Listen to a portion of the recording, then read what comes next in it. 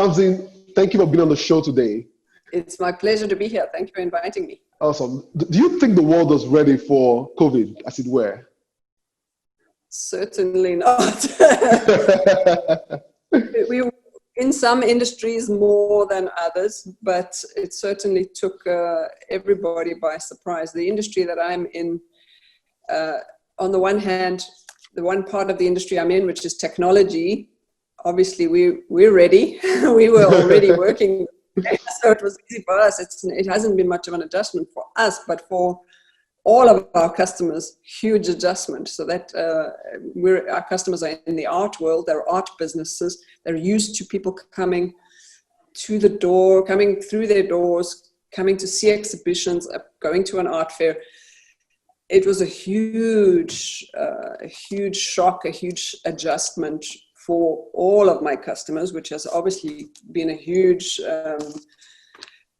had a huge impact on us. But in terms of the way that we've been working right from the beginning, which is 2.5 years now, we set out we could have had a choice to go and get office space in Cape Town and all get in the traffic every day and go to work. And I made the decision not to do that, but that we would all work remotely. So we were already, luckily, set up that way. So we all had our home offices, and you can see this is my regular office, but and it is my house. It's part of my house. Okay, so let me ask you, why did you decide to move your team to a work from home kind of setting? What led to that decision?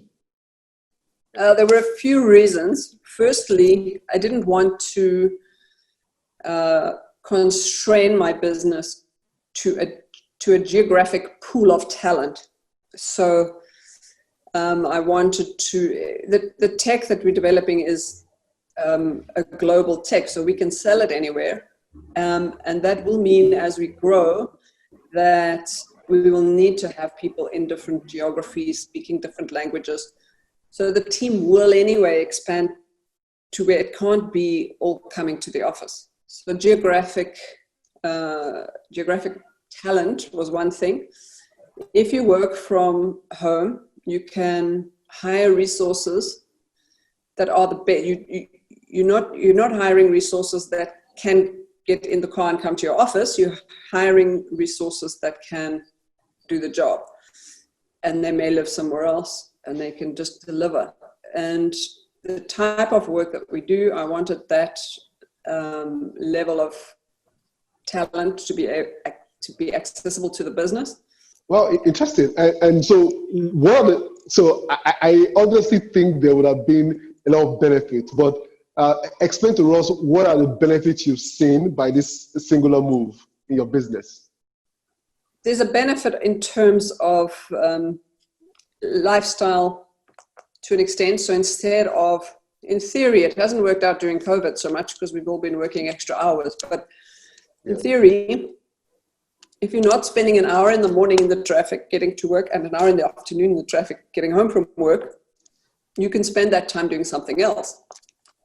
You can exercise, you can see your friends, or spend more time with your family, or walk the dog, or whatever it is that fulfills you. So it's about life balance.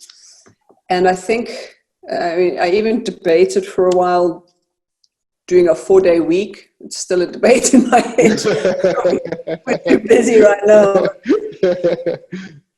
I mean, this is something you've done for two years plus now. What are some of the challenges you've experienced trying to enhance this work from home culture? One of the challenges was a cultural and time zone challenge. So at one stage, I had a team in India, and we were battling with. I battled to even understand their accents because they were so strong. So that was a proper challenge. We started getting it right in the end of the day, but I think I've dialed it back a bit, and I'm back to people in the country, in my country for now. I will expand it again. I kind of reacted. So I think the challenge is you've still got to have a good culture fit. You've still got to have a good ability to understand each other. And so even if you're working from home, even if you're nearby, and maybe you're in the same country or in the same time zone, would help. So there are those challenges, and they can be overcome. To be overcome, you need good team culture. You need somebody who's really working. You need close-knit teams working very closely together. So for a small startup, maybe it's better to be a little closer together. What we have found is very important is you still need the FaceTime. Interesting. So you are in the art industry. I know that the art industry would also face some of the challenges that will come post-COVID. What are the ways that your industry is trying to cope leveraging technology? It's been a huge shake-up in the art industry, and the art world was not prepared and much further behind in terms of its adoption of digital transformation than other businesses.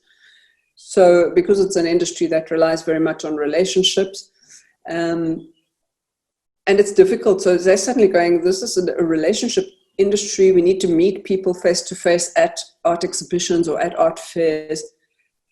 How do you translate that into a digital format? And so that was hugely difficult. And they're having to learn how to introduce digital